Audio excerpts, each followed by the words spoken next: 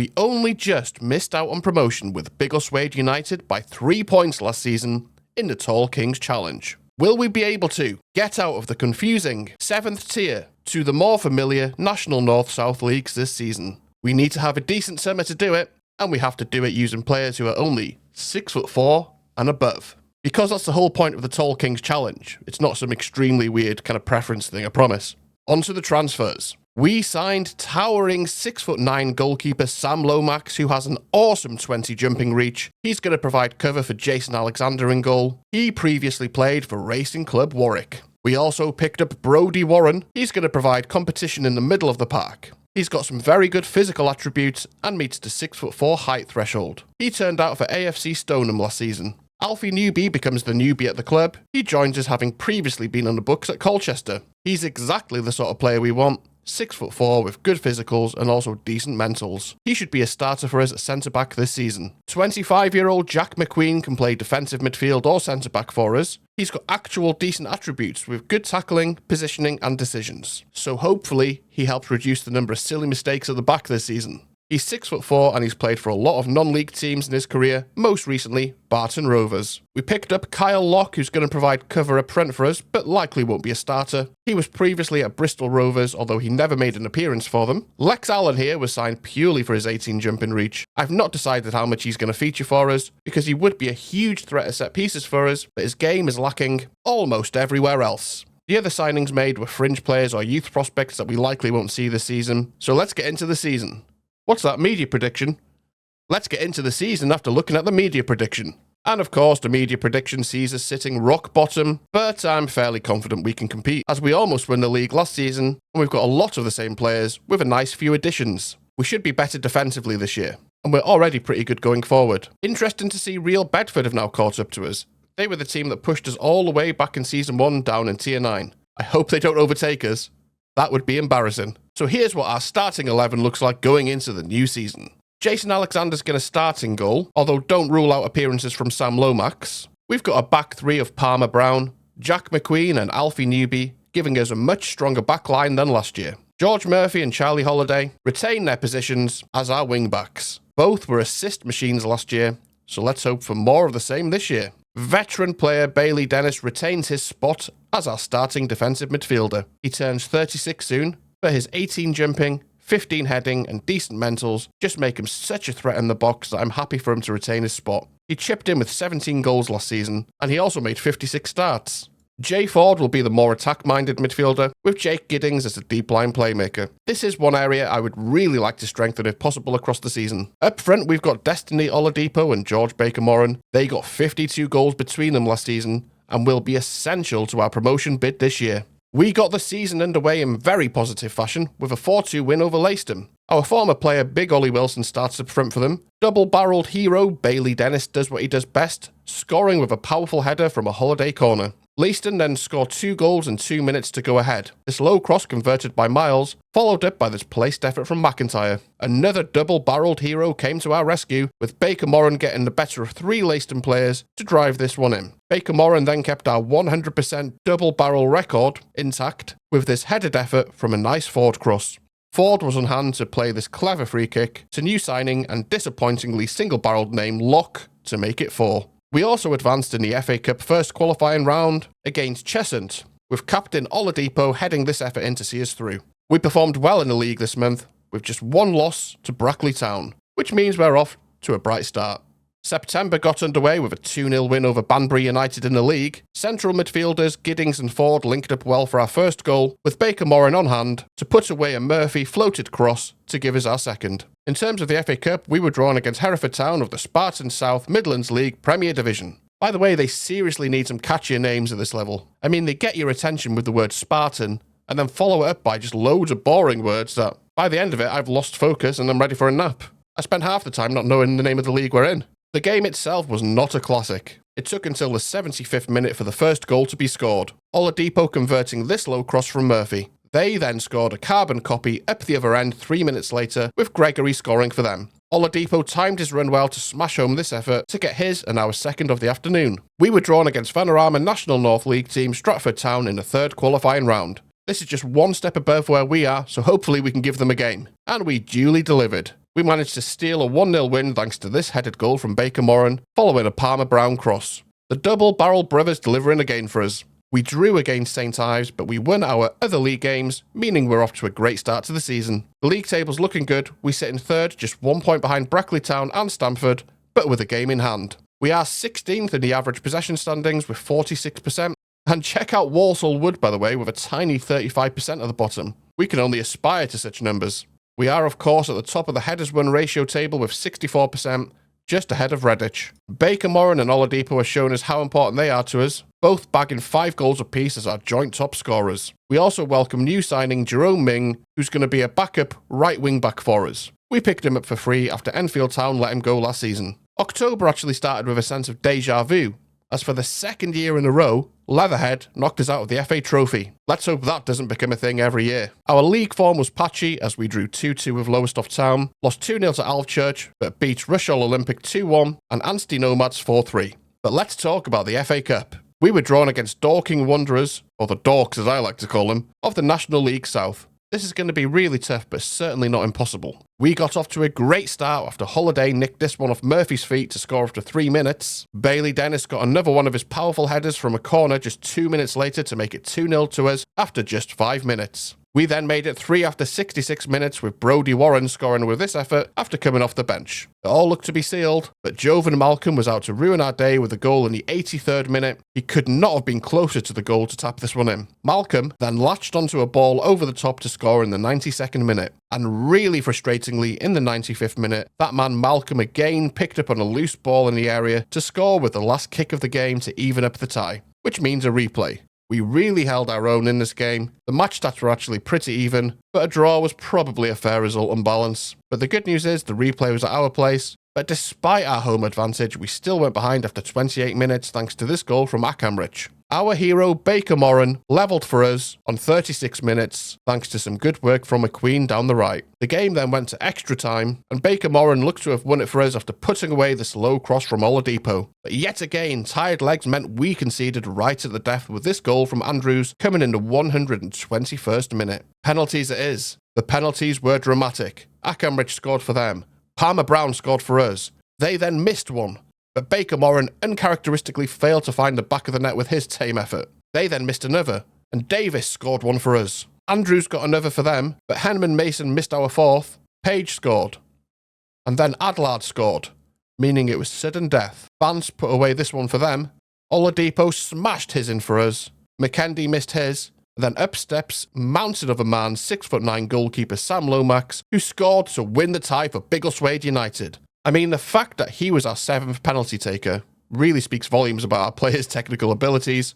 But let's focus on the positives. We won. We were rewarded with a home tie against League One Burton Albion. So would we be able to put on a performance for the ages? Muster up the romance of the cup? Would our giant players themselves become giant slayers? In this magical cup competition called the FA Cup, which is notorious for small teams beating the big teams. Nope. We got battered 4-1. New signing Mari scoring for us. He's a striker that I'm going to retrain as a central midfielder because we really do need a bit more quality there. Burton were always going to win this one, but the game was televised and our bank balance sits at a healthy £554,730. So with that in mind, you have to ask yourself, who are the real winners here?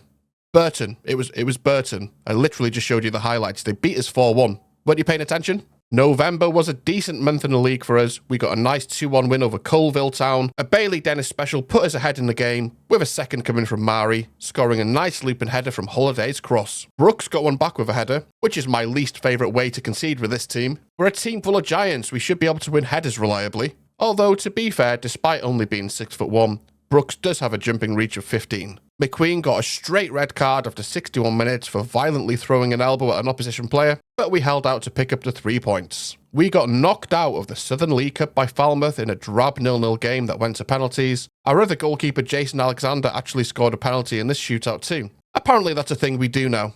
Unfortunately, Oladipo's miss was the one that got us sent out, although I really don't mind at all. The Southern League Cup was not exactly high on my priority list this season. And now all cup distractions are done, we can hyper-focus on that league and try and get promoted. Of course, if we were still in the cup competitions, I'd be singing a very different tune right now, but you gotta find the positives, right? We remained unbeaten in the league with 3 wins and 2 draws in November. We sit proudly atop the table, 2 points ahead of Hitchin Town. We're down in 18th for overall possession with an average of 44%. Walsall Wood still on a hilarious 36% in this table. It's almost impressive. We of course also sit atop the headers won ratio table. We're on 64%. December rolled round and we beat promotion rivals Hitchin 2-1 and followed it up with a high-scoring game against Hednesford Town. They went ahead after this well-worked free kick and a tidy finish from Endall. There's a joke in there somewhere about Endall being the be-all and end-all or something, but I can't think of it right now. Why don't you make one in the comments? Bailey Dennis scored one of his headers to even it up. I can highly recommend getting someone with crazy jumping reach to head in your corners at this level. It just works obscenely well. They then scored this effort after some messy defending from us. Murphy was on hand to head in Holiday's deep cross to level it again. Murphy then turned provider for Oladipo, with a nice dummy from Baker Moran thrown in for good measure. Baker Moran was quick to react to this rebound to get our 4th.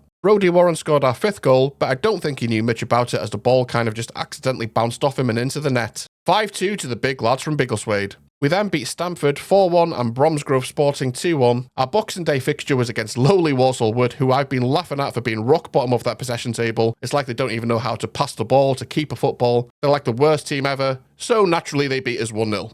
Their goal came courtesy of this half volley from Greg O'Cox. So if you've watched this far into the video, thank you very much. Really appreciate it. If you're enjoying yourself, leave a like to let me know. It really helps a teeny tiny channel such as this one. And subscribe if you want to see more parts of this in the future. On with the video. We celebrated the new year with a 2-1 win against Stourbridge, followed by a 1-0 win against Leiston, thanks to this headed effort from Jay Ford. I don't think Big Ollie Wilson has ever scored against us since leaving. He's still Biggleswade deep down. We then drew 2-2 with Brackley Town. Banbury United were next up. They had a penalty saved by Alexander after 2 minutes and then a goal disallowed after 23 minutes, with this effort from Hewitt being ruled out for offside. If they're going to keep this sort of pressure up, it's going to be a long afternoon. Just as well then that Oladipo put us ahead after 27 minutes after some nice work from Murphy and Ford to set him up for an easy goal. Oladipo then headed in a holiday cross to make it 2. Palmer Brown then showed Banbury how to take a penalty, smashing this one in. They pulled one back with a header at the far post. To be fair, this one looked like a case of us missing the header rather than them winning it. That'll be low numbers in the concentration attribute for you. Jay Ford scored a really nice goal with this assist from Murphy. Baker Moran then nodded down Murphy's deep cross for Oladipo to get his hat-trick, and a nice 5-1 win for us. We followed that up with a 3-0 win against St Ives Town, and then a disappointing 3-1 loss to Bishop's Cleeve. This Bailey Dennis header was a mere consolation. We remain top of the league at the end of January, 5 points ahead of Stourbridge. Stourbridge clearly have a different philosophy to us, as they sit atop the possession league, with us down in 18th. We're still dominating the headers won ratio percentage league. February saw some much needed new blood enter the team. Well, new and old blood. Old blood because Marcus Bald played for us a couple of seasons ago, before being snapped up by Burnham. He's rejoined us and likely slots straight into the starting spot given his technical prowess between the sticks. Welcome back, Baldy. We also brought in Will Glennon, who I think's an upgrade in central midfield for us. He's got decent physicals, with good mentals, and enough technical skills to get a job done in the middle of the park. Although I don't know that I've ever seen a 6'4" player with 13 jumping reach and 1 heading before. He last played for Hendon, but he's agreed to join us on a free. February got off to a good start against Rail Bedford. They went ahead early on, with Jones having a ridiculous amount of space and time to drive this one home. Baker Moran levelled it up for us with this effort from the edge of the box going in off the post. George Murphy took a throw-in that led to a goal that he ended up scoring after some passing and a well-timed run. Brody Warren then showed a good turn of pace and awareness to get away from his man and head in this deep holiday cross. So it was 3-1 on the day to the big uns from Biggleswade. We then saw a 1-1 draw against Lowestoft Town and a 0-0 draw against Anstey Nomads. A 1-0 win against Alvechurch followed, but we then lost 1-0 to Rush All Olympic. The next game against Colville Town is technically a March, but that also ended 1-0, this time to us, a header from Palmer Brown enough to secure the win for us. These last few fixtures are insane, they actually read like binary code. 1-1, 0-0, 1-0, 0-1, 1-0. It's like we're early 90s Arsenal or something. March saw us get our youth intake. Only 6'6" centre-back Clark meets the height criteria, so he's going to be the only one getting a contract. We also had 6 games to play this month, and I'm happy to say we performed well. We broke the binary code streak with a 4-2 win against Halesoe in town, and followed that up with consecutive 2-1 wins against Redditch and Hereford. Weren't Hereford in the Football League sometime in the recent past? They've dropped off pretty hard to be down at this level with the likes of us. We then had a crazy game against AFC Sudbury, which I'll show you the goals from. Murphy scored a header to open the scoring after 9 minutes. They then equalised on 33 minutes, with our old nemesis, the ball over the top to a pacey striker. Murphy then got his second with the assist from new boy Glennon. The role was then reversed as Murphy set up Glennon to fire this effort in. Bald then saved a penalty from them just before half-time. But we conceded a minute later to our other nemesis, player in acres of space making a late run into the box. I guess I'm saying our players aren't the most mobile. Smith fired in this one to level the game, and then Furlong dispossessed Holiday to set up Ladapo to put them ahead 4-3. Baker Moran was on hand to level it to make it 4-4 after Oladipo played him in nicely. What a game this was! We ended March with a 1-0 win against Hitchin Town. New signing Glennon picked up Player of the Month with 3 goals and 3 assists in 6 appearances in February. He's been a good signing for us. April was not our finest month. We had a boring 0-0 against Hednesford Town, followed by a 2-0 loss against Stamford, and then a 1-1 draw against Bromsgrove Sporting. We did turn up on the last day of the season to extract revenge against lowly Walsall Wood, the team with the lowest possession stats ever. Smith put them ahead from the spot and Gregor Cook scored this one far too easily from a corner routine, but after half-time we came out like a different team, spurred on by this insane goal from Baker Moran from absolutely miles out. Palmer Brown then put one away from the penalty spot to level the game, before Oladipo headed in a Murphy corner to make it 3 to end the season on a high. So how did we do in the league? Well, it was a bit of a formality in the end. 88 points, 8 points clear of Brackley Town, Stourbridge and Anstey Nomads, who all finished on 80 points. We came 18th in possession standings and top of the headers win ratio percentage, and we got 5k for winning the league. Thanks, I guess. The board announced a 72k project to increase the standing area to hold a further 750 supporters, which should take around 7 months to complete to comply with league requirements. Anstey Nomads beat Brackley Town in the playoffs to go up with us. We then paid out 4k of our 5k prize money to the squad and backroom staff. Easy come, easy go. Will Glennon got signing of the season. He did have a huge impact in his 13 appearances and does look to have improved us. So I think this is deserved. Oladipo and Murphy got Player of the Season and Young Player of the Season, with Oladipo also getting most goals with 26 and most Man of the Match awards with 10. Murphy had another stellar year with 22 assists. And I came second in Manager of the Season. It's a fix! So next season we're going to play in the National League North or South, I'm not sure which one we go into. So that's going to be a really interesting step up for us. We're going to need to get some quality signings that meet our Tall Kings criteria if we hope to stay up. So thank you very much for watching. Really hope you're enjoying the series. If you are, let me know by leaving a like down below. Subscribe if you want to know when the next part of the adventure drops. Say hello in the comments, and I'll catch you next time. Cheers.